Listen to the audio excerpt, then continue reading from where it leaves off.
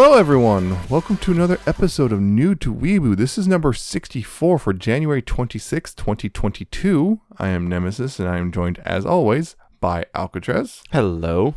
Yes, it's a very eventful month for the most part, I guess. For the most part, the last few weeks haven't been that eventful. Yeah, nothing's happened. I just got turned an avalanche of new toys. and no one's aged any. Yeah. Yeah, that thing. Let's not talk about that. I don't want to acknowledge this. I live in denial, so I'm essentially immortal. Exactly. The passage of time is scary. Yeah, so it's not been. Yeah, the only thing really in the anime world I can really think of is what was it? There's beyond just winter anime just kind of airing as it has been. I don't think there has been a whole lot of actual news. I was like, Shonen Jump scared everyone. Oh jeez. Yeah, that was a thing. New ways to interact and your favorite Shonen Jump's like, oh god, it's NFTs, and they had to make the other tweet. It's not NFTs. Yeah. No, I guess I got the Muse Complete Best Box. Yeah, the weird. Let's see the full title of that. What is it? Muse Memorial CD Box Complete Best Box.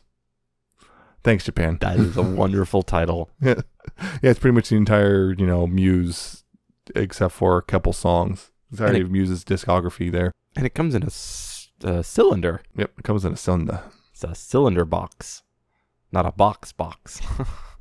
Pretty neat. Nice. I got, of course, transferred all the CDs to my computer and everything. Rip. Yep. Got it on my phone already. Yep. Anyway, been listening of course to that. you do. It's almost 9 hours of music, so there's that. I actually got a pretty decent price for it, because all things considered. But we're not here to talk about that. As much as I'd love to talk about Love Live, we will be doing that though in a couple months. We've done a lot of talking about Love Live on this podcast. We can hold off for a bit. It will be a few more months because Ninja Kasaki's coming again. Oh, I know. You're going to drag me back into it. You cannot escape. No, I cannot. Anyway, we're here to actually talk about something that, I guess has been requested on us multiple times now. Made in Abyss. Yep. Yeah, we're talking about this finally. It's one of those things we're kind of hesitant for a while because of the things we've heard about it. So, not surprising. He's a little hesitant to want to have the what we just get ourselves into situation. Yep. But anyway, we finally watched it. I guess, let's see. Should I begin this? So, it's about a hole. Essentially, a big hole. Basically, yes. It's a big hole. Okay, so, a girl named Riko more or less has a mother who was an explorer of this hole, and she wants to follow in her footsteps and find her and all that stuff. And she winds up meeting a robot boy and going down with him and having all sorts of crazy, horrible adventures, and also meeting a rabbit person named Nanachi. Yep. And more adventures from there, and a bad person, and that's the gist of it. That's the gist. This actually came out, the anime came out in the summer of 2017. So, at this point, it's nearing 4 years old. Actually, 5 years old. Yeah. I think for a second. Nearing 5 years old.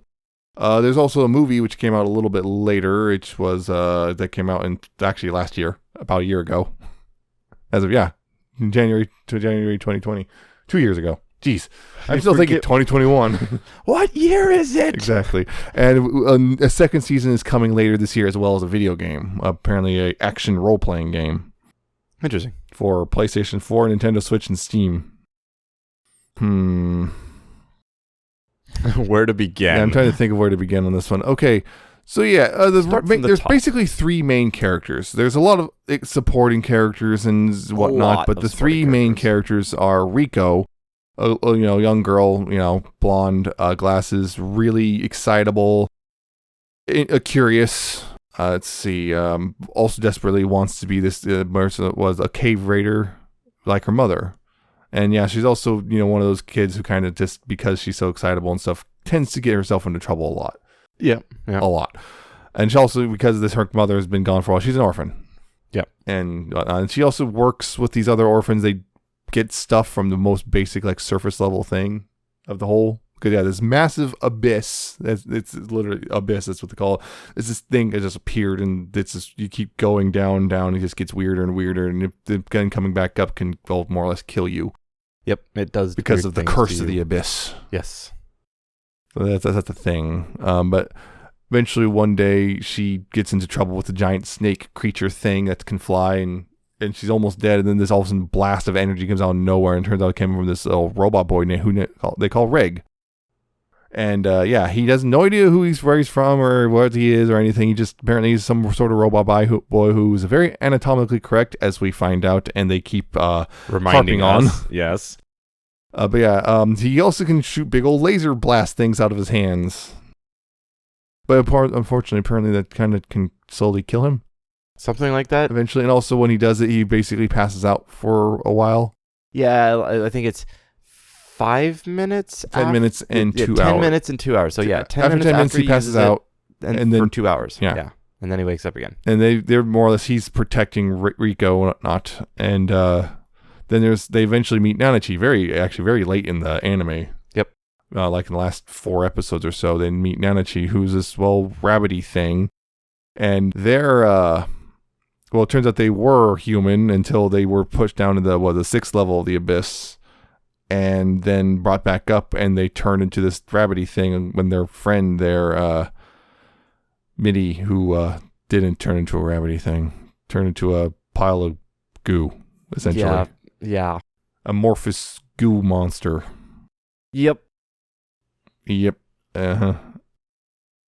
Yeah, so that's a thing. Yeah. Yeah, they eventually join them as well, so they become a trio. I guess they're going to go down all the way to the bottom because Rico got a message from the bottom, from the abyss, that's basically saying, hey, come down here. Ostensibly from her mother. Well, so we thought, but then we were told, no, that the handwriting does not match her mother's handwriting, so it's like, that's who why is I said this ostensibly. Eventually think, yeah, so that's the main characters there. I like it, but also at the same time, I'm like, a lot of people we know keep talking up how wonderful it is, how amazing it is, how much they love it, right? I'm just like, it's not that good. I like it, but I don't think it's that good, you know? It's weird. I'm not saying it's bad. It's actually genuinely good overall. Right. What you're saying is that you've heard so much hype around it. Yeah, I've seen people genuinely saying like, this is their favorite anime. This is the thing that got all that sort of stuff. I'm like, really? This one?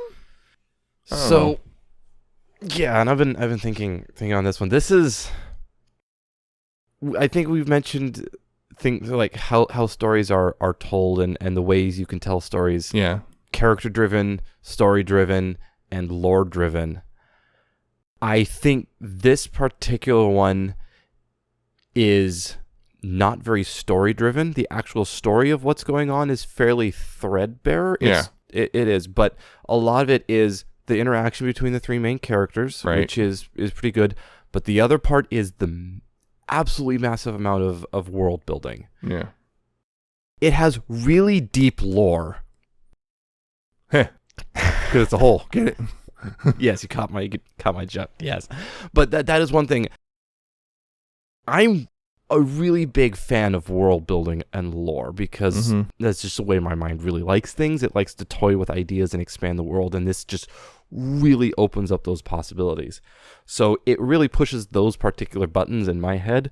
So I am really enjoying those aspects of this. The characters are really I think the characters are well written. Their interactions are really well written. The lore is absolutely great, and the story is good enough to push them all through.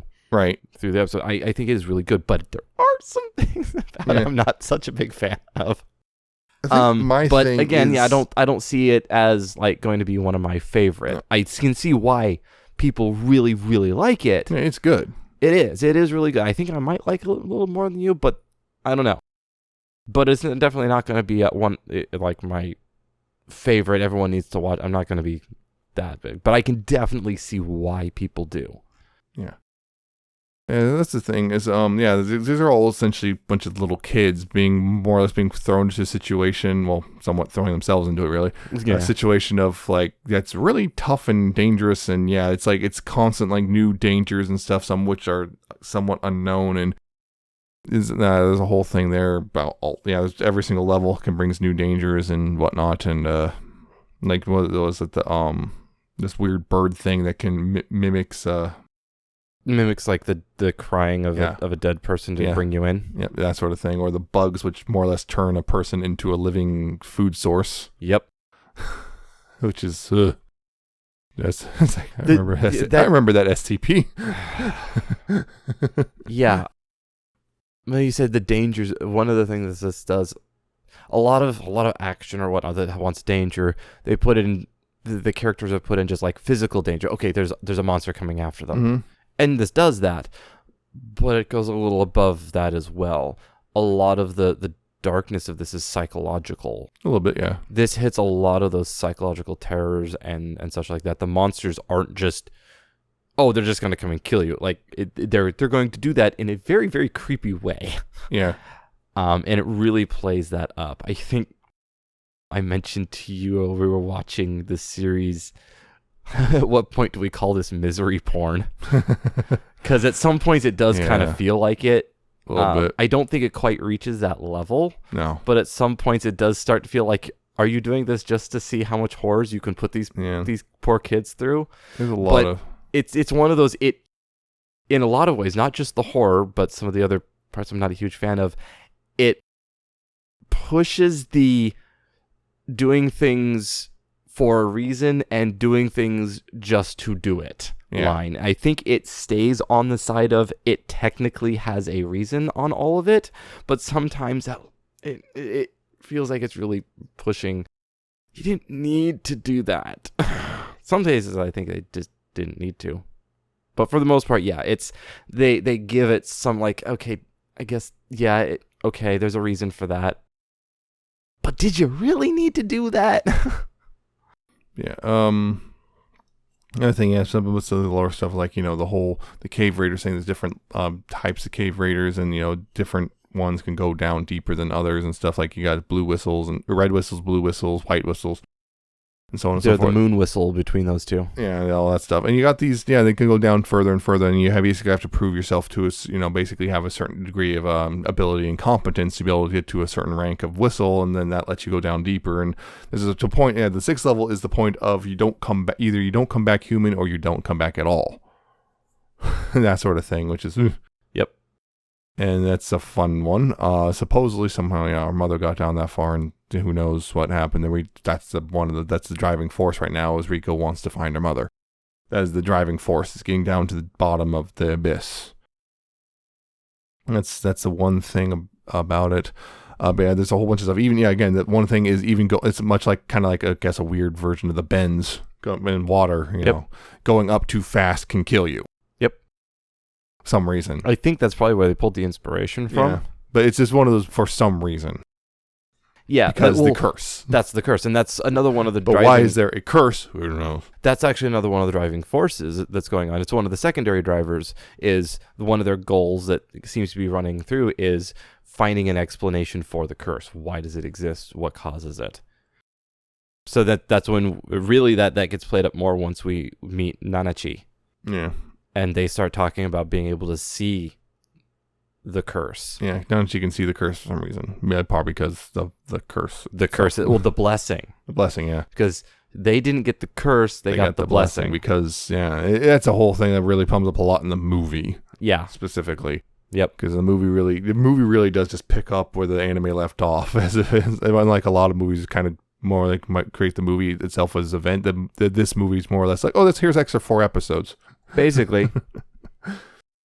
Also, here's a character that looks really cute, and we're going to make you feel, attached to, and then, woof. Yeah, it's woof. Messed up. It's just a little messed up. Like I said, it treads the line of misery porn. Was it? Yeah, the whole thing with Nanachi there is, the whole, the other friend, Mitty, they bonded and stuff, and they're sent down together, and because the way the curse blessing thing works, Minty got all curse and Nanachi got all blessing, I guess. Yep. And it was apparently something to do with love. Yeah. Somehow love makes the blessing happen, and it's kind of weird, and then this one guy exploited it, because, the guy who sent him down in the first place, his name is Bondrud. Yep. Yeah. Bondrud. Awful person. Awful person. And then they still try to do the weird pseudo redemption thing. I don't like that. I don't like that. They're like, oh, part. see, he's not so bad. Yeah, he's actually pretty terrible. He needs to die. Horrible person, and it's just he's that kind of really evil person that has all the right words. And my thing is like, hurry up and die, you prick. Yeah. And of course, he's also the good old. Oh, guess what? By the way, he doesn't die that easily because of some stuff he's done to himself. Yeah, he has. Oh, we killed him.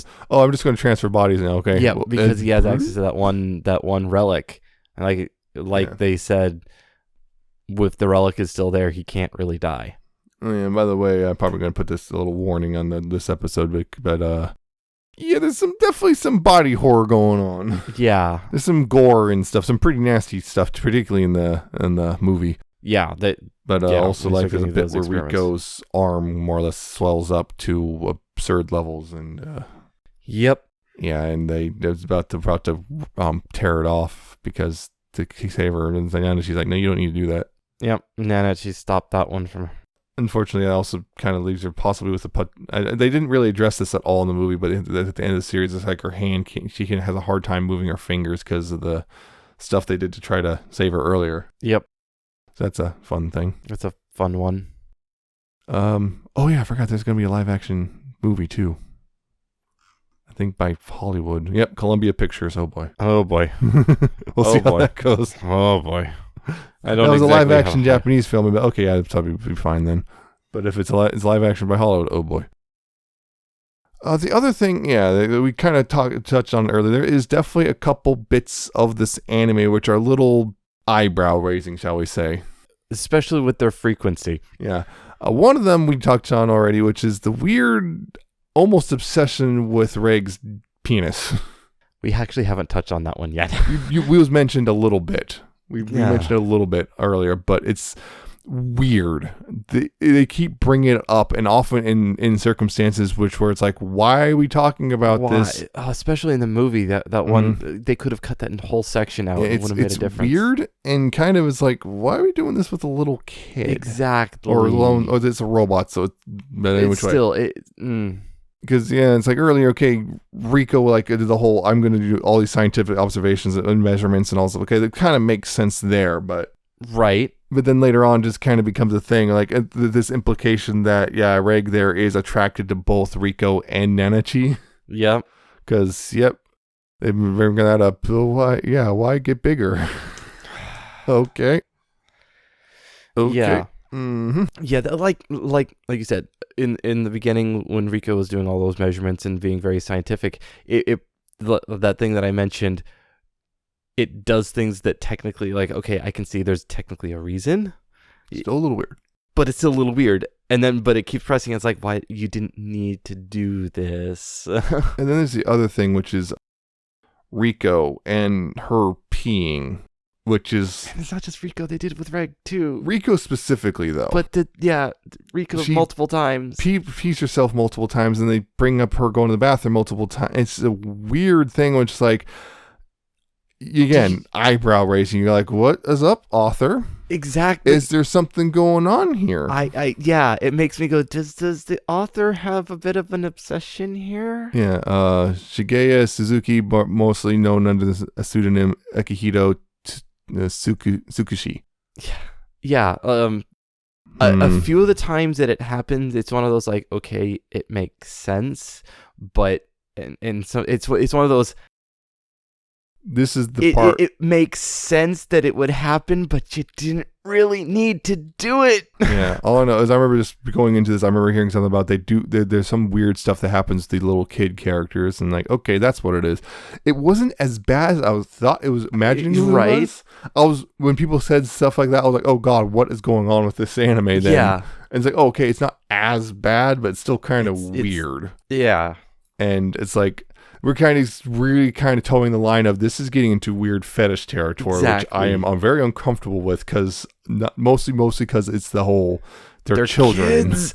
That's what makes it the most uncomfortable. It's like these are kids. The one thing about Nanachi also as well, Nanachi has gender neutral pronouns for the most part, and the gender is intentionally left ambiguous, right? Because this whole thing is other than they're a young kid, and we don't really know anything beyond that. Yep. The other thing is the movie. This is where we get we get more about Bondrewd, who messed with Nanachi and everything, and this is where Bondrewd gets a lot of development. Not development, but more focus. Yeah, and then there's the character gets because fleshed out. he has a daughter of sorts named Prushka. Yeah, and she was pretty much there to more or less fuel his little quest, essentially. Yep. Basically loves him nigh unconditionally, and that somehow powers him. So he gets the blessing too. It'll eventually kill him. But yeah, it's just a weird thing. And it's this whole thing where he's this villain who just keeps praising them for every action they do. It's like, what is going on? You're defeating me. This is marvelous. Exactly. You're doing such a great job. Why are you doing this? Yeah, that's like saying the worst person, but has all the right words. Yeah, it's odd. Yeah, there's a lot of cool stuff going on. I will say a lot of the scenery is really gorgeous. Oh, it's absolutely beautiful. Because just like the they kind of artwork do, is amazing. A lot of stuff like water flowing upside down and stuff, and yeah, these big old water columns they have to cross and they collapse on themselves, and just some of the creature design sometimes winds up being really neat. And there's a lot of imagination in this for sure.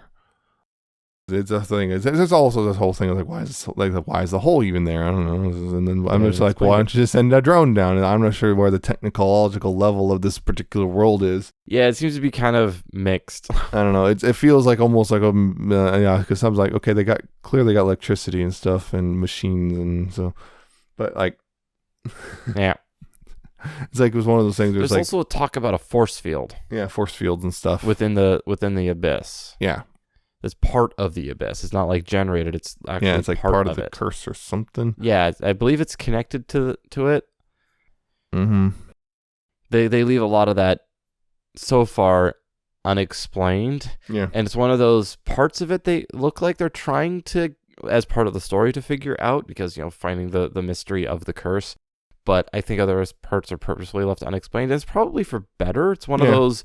Don't explain it because you'll ruin it, and you're never going to be able to explain it properly anyway. Yeah. So don't try, or it'll fall apart.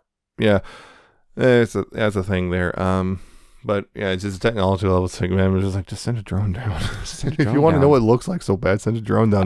They'd probably be able to explain that way. The curse or the force field breaks it. Something, yeah, of course, because of course it's like that. Of course it's. How many things have you seen that have done exactly that? Well, we tried to send a drone in, but it bothers you. It's like this convenient thing that just makes it so this isn't so easy. Of course, it conveniently works like that. I've seen so many stories where they actually do that. They try to fend that off. Like, we sent a drone in, but it went immediately staticky as soon as it crossed the barrier. Of course, yeah. Lost signal the minute it crossed the barrier. And that would also, there's the implications and weird time dilation stuff going on regarding the abyss as well. Yeah, they haven't touched on it a lot, but they brought it up a couple times and then kind of left it there. One of them was like with Ozen. When they met her, a 2-meter tall woman who's super strong. Uh-oh. But apparently she's kind of on the old side, yet somehow not that old, because making this whole thing like she's been going down there for 50 years, and yet she doesn't look that old. Yep. So that's like, oh geez. So, and then the question is it actual time dilation, or does being that far away from the surface make it feel different because you don't see the sun? Yeah, I don't know. So they've only mentioned it. Or is it something about the abyss passing. make you not age as quickly? Or maybe it's a combination of multiple things. Yeah, any which way, it's an interesting part. Yeah, and also Ozen just beat the crap out of Reg just to, I guess, so he could prove himself. I don't know. Yeah, it was a test to see if they're one of those things. Be able to make it. Aha, I'm going to stand against you and I'm going to kill you. And actually, just a test. Just kidding. Yep. Now I know. Now I know you'll be able to survive. Kind of a thing. Yeah, that whole thing. There's also the thing was about Mitty and Nanachi. So it was when Mitty got turned into the blob thing, also not able to die. Like, injuries just self-repair all the time, no problem. Like, constantly. Like, even it's been hacked up. She's been hacked up multiple times and all stuff, and it just comes back, no problem, except for... She lost an eye. Yeah, because of there's a thing, like, particularly that actually Reg is built in is his incinerator. Like, they can actually cause permanent damage. Yep. Bronduin had one of something similar, and it's what took out Mitty's eye. But, Nanachi wants to put Mitty out of her misery, because it's clear that she's not really all there anymore, and she's suffering. And she's suffering. And well, asked Reg to do it for them, and yep, Reg does it. That was a heartbreaking scene. Yep, that was pretty bad. Meanwhile, Rico's unconscious, recovering from her injuries. Yep. And that was a thing. But there was also a weird thing because Rico somehow connected mentally to Mitty and heard her pain. And yeah, it's a weird thing. Somehow Rico's able to do this. Yeah. Because it happened again too. It happened again with Prushka. Yeah. And Prushka, who just wanted to go adventuring with them and was unfortunately also cut up for the sake of her dad. Yep. And turned into a box. Yep. Box of goo.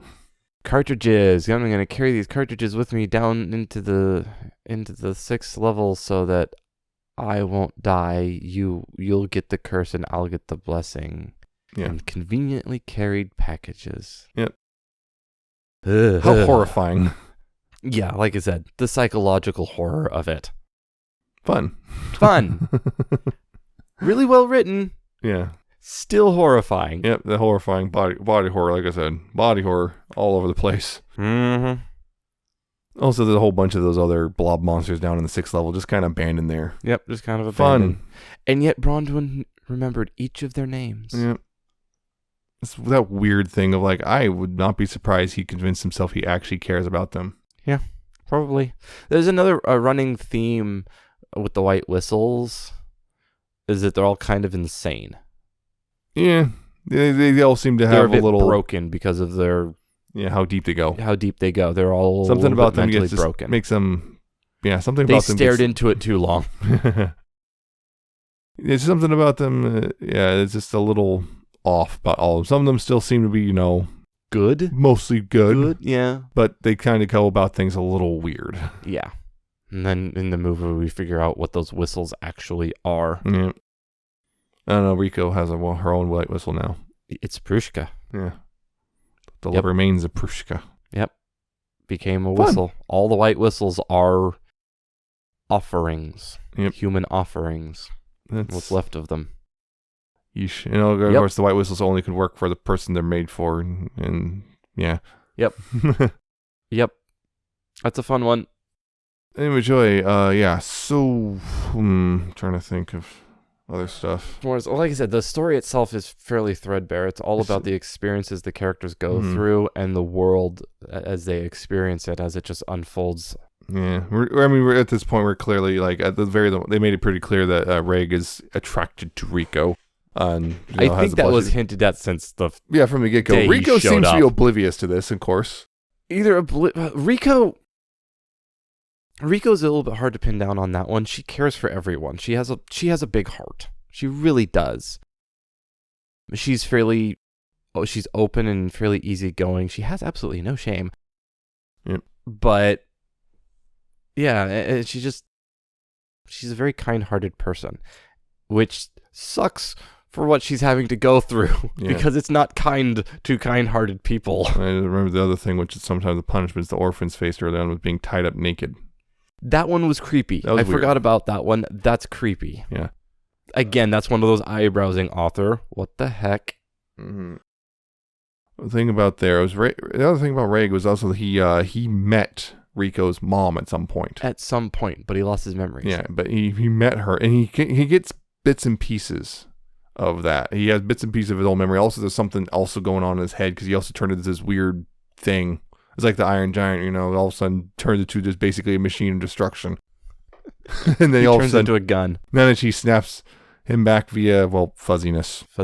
Yeah, because Rico and Reg really like how fuzzy and fluffy Nanachi is. Well, can you blame them? Nanachi is fluffy and fuzzy and warm. Yeah. That's a thing. Nanachi doesn't really... It gets a little... upset when Reg wants to touch the fluff but puts up with it when it's Rico. So it's like, Nanachi, I think you have a favorite. Yeah, a little bit. Oh yeah, the other thing was Rico has glasses because apparently she was born in the abyss. Yep. And that part. She wears glasses because if she doesn't, she gets headaches if she doesn't use them for a while. And also this other thing, which is she was actually stillborn, but something was able to keep her alive because of one of the relics from the abyss. Yeah, there's the big white box revives things. She was stillborn. They stuffed her in there, and it brought her back. Except there's always usually catch. Yeah, and I think one of the catches is the fact that she can't see. Well, I mean, there was the whole thing with beyond that. Most of the things that come out of the box or whatever don't. Oh right. Go right. Oh right. They didn't last very long. Yeah. So that's one of those things. Like, how long does Rico have? Yeah. Don't know. Yeah. So Rico, her glasses are actually special. Yeah, like I said, they're crystal lenses. Yep, special crystal lenses. Because it's not that her vision's bad.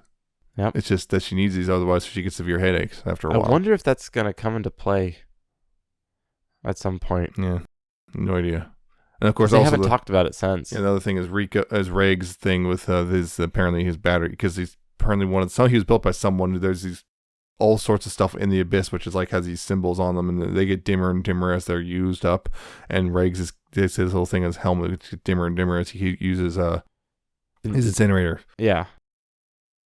And then now he has more shots, so he recharged. Yeah. And then he went insane. I guess guiding them. I don't know sure what.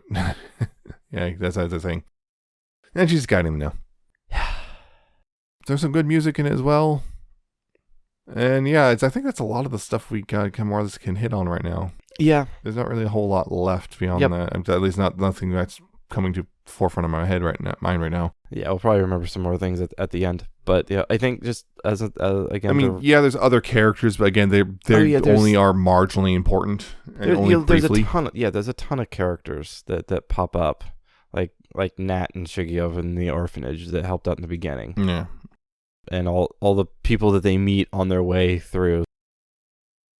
And there's also stuff that we haven't seen because it's in the manga. Yeah, and there's like Marok, for example, who was assistant to Ozan, and so stuff on like and so that. forth.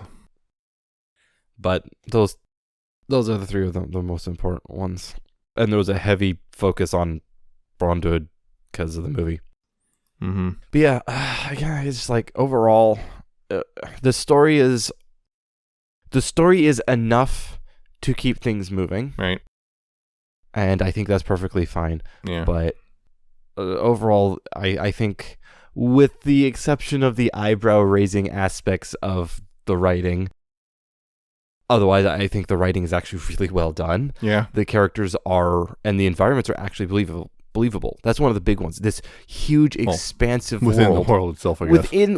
It's for the most part within itself. Yeah, it's self-consistent. Because the whole upside down part's a little hard to buy. But that's the thing. Well, I actually didn't feel it was that hard to buy. With the rest of the weirdness, they built it up, so it's like, weird stuff like this. Can happen. Once they establish that, yes, the inside the abyss is weird.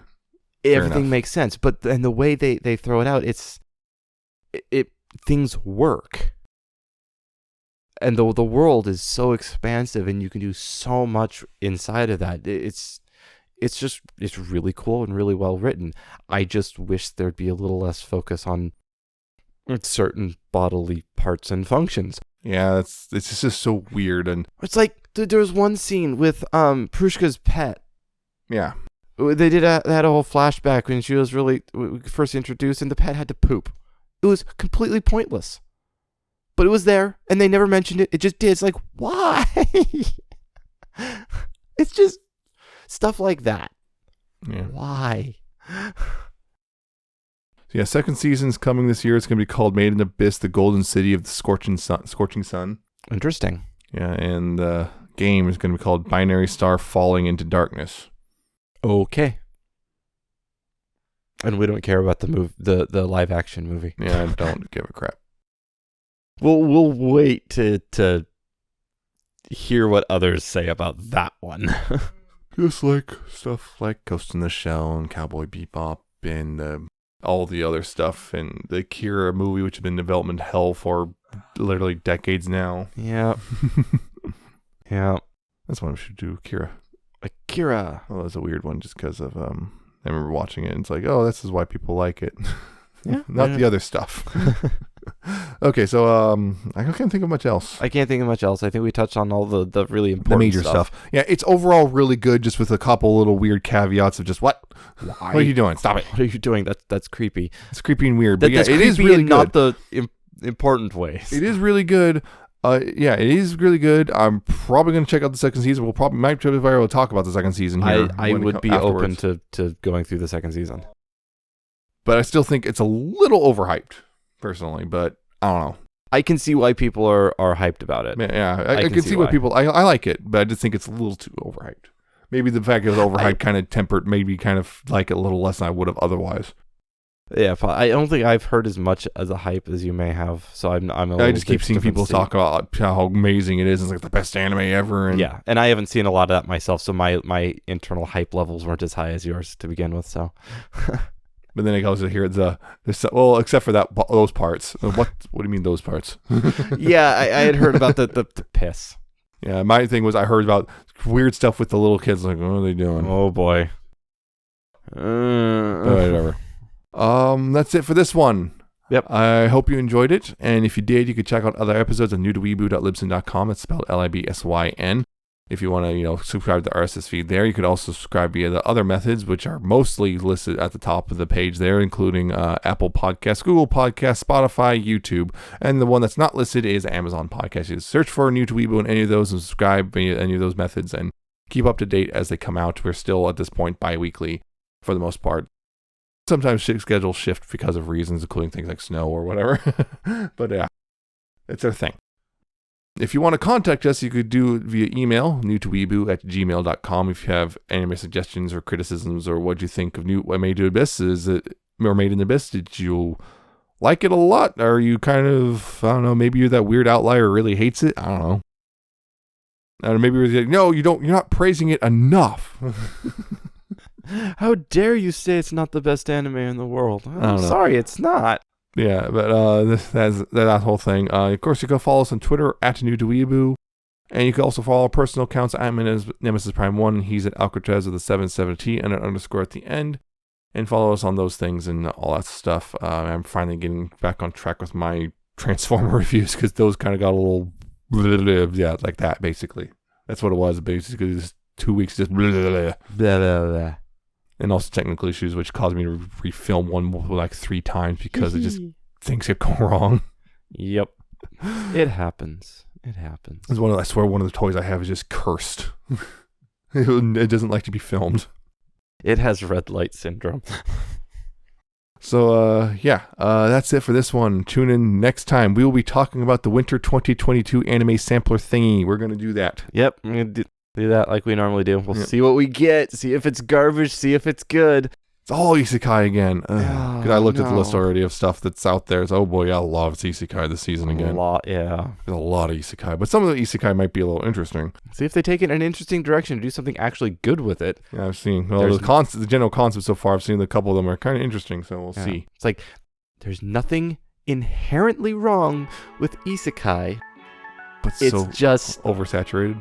That and what people tend to do with it. It tends to turn into like this harem nonsense about some lame dude. It tends to turn into like Mary Sue harem stuff. It's just like, hey. So anyway, that's it for this one, and hope you tune in next time and all that stuff. And take care of yourselves, and we'll see you then. Yep. So goodbye. Bye.